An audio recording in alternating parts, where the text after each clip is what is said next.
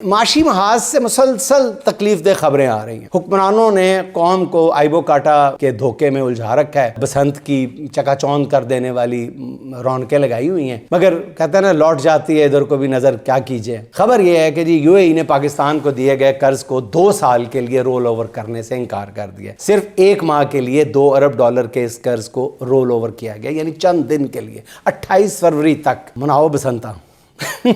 حالانکہ پاکستان اس role over کی گئی رقم پر 6.5% سود بھی ادا کر رہا ہے، یعنی رقم صرف رکھوائی ہوئی ہے۔ یہ رول اوور، یہ جو ہے پاک کرنا رقم، ناظرین یہ بھی آپ سمجھ لیں کہ یہ ان ملکوں نے ہمارے پاس پیسے رکھوائے ہوئے ہیں، خرچ نہیں کر رہے ہیں۔ یہ کہہ کہ خرچ کیتے تو پھڑ لیں گے، اسی تو خرچ نہیں کرنے یہ پیسے، اور پھر بھی سود دینا ہے۔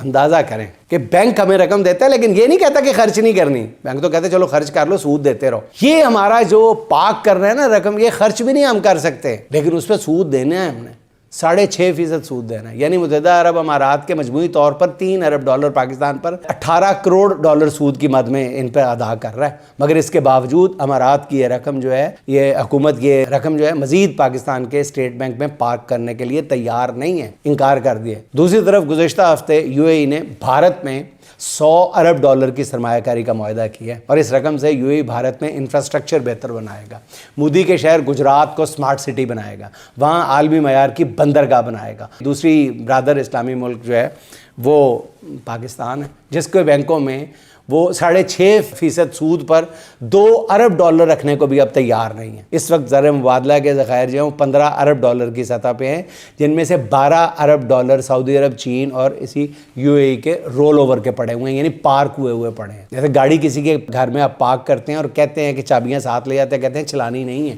یہ وہی پارکنگ ہے۔ باقی رقم IMF سے ملنے والے قرض کی قسط کی ہے، ان میں یہ $15 ارب۔